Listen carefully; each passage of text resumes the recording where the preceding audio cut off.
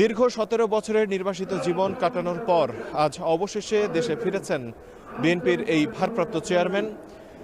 তিনি ইতোমধ্যেই ৩৬ জুলাই এক্সপ্রেসওয়েতে প্রবেশ করেছেন, যেই তার গাড়িবহরটি এই মুহূর্তে ধীরে ধীরে এগিয়ে আসছে এবং এই বহরটিকে ঘিরে তার চারপাশেও কিন্তু উৎসুক জনতা এবং নেতাকর্মীরা ভিড় করেছেন এবং তারেক রহমানও কিন্তু তাদেরকে হাত নাড়িয়ে সাড়া দিচ্ছেন।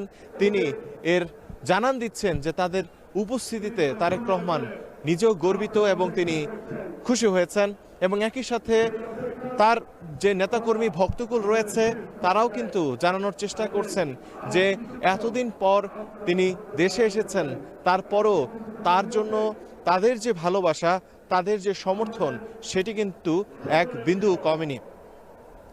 দর্শক, আজকে আপনারা যে জনসমাগম এখানে দেখতে পাচ্ছেন, এটি কিন্তু রাজধানীর ৩০০ ফিটে আয়োজিত একটি গণসংবর্ধনা, যেখানে দেখতে পাচ্ছেন যে ৩০০ ফিটের কুড়িল বিশ্ব রোডের ঠিক কাছাকাছি উত্তর দিকে একটি মঞ্চ করা হয়েছে দক্ষিণমুখী করে।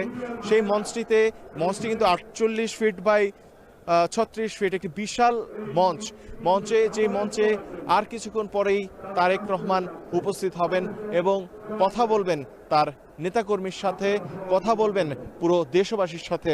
শুধু যে তার নেতাকর্মীরা এখানে এসছেন তা কিন্তু নয়, দীর্ঘ ১৭ বছর পর একটি অত্যাচার, জুলুম এবং নির্বাসিত জীবনের যে সমাপ্তি, সেই সমাপ্তি কিন্তু ঘটেছে আজকে। এতটি দিন তিনি কিন্তু এই বৃহত্তর একটি দল বিএনপিকে পরিচালনা করেছেন বিদেশের মাটিতে বসেই, নানা বাধা বিপত্তির মুখেই, বিদেশে বসেই তিনি পুরো বাংলাদেশের বিএনপির একটি ওয়ার্ড থেকে শুরু করে কেন্দ্রীয় বিএনপি পর্যন্ত নানা জায়গায় তার যে দায়িত্ব, তিনি সেই দায়িত্ব কিন্তু পালন করার চেষ্টা করে এসেছেন। নানা গণমাধ্যমেও কিন্তু সেই খবর সংবাদ আমরা দেখেছি। কিন্তু আজকে সেই দিনের সমাপ্তি ঘটেছে। আজ তারেক রহমান কথা বলবেন সরাসরি তার সমর্থক, নেতাকর্মী এবং ভক্তগুলোর সঙ্গে এবং সেই বাণী, সেই কথা শোনার জন্য অধীর আগ্রহে বসে আছেন এই তার ভক্তগুলেরা। এবং একই সাথে যে বিষয়টি উল্লেখ করতে চাই যে শীতকালীন এই সময়টিতে গেল কয়েকদিনের মধ্যে সবচেয়ে বেশি শীত পড়েছে বললে হয়তো ভুল হবে না ঢাকায়। আজকে শৈত্যপ্রবাহেরও কিন্তু একটি পূর্বাভাস ছিল, কিন্তু কোনো কিছুই কিন্তু তাদেরকে দমিয়ে রাখতে পারেনি।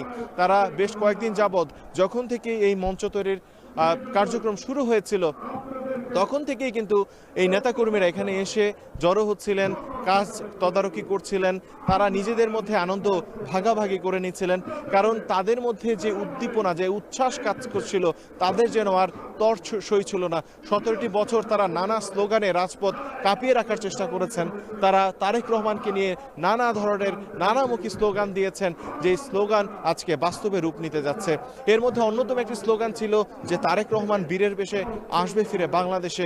সেই স্লোগানটি কিন্তু আজকে বাস্তবে রূপ নিতে যাচ্ছে।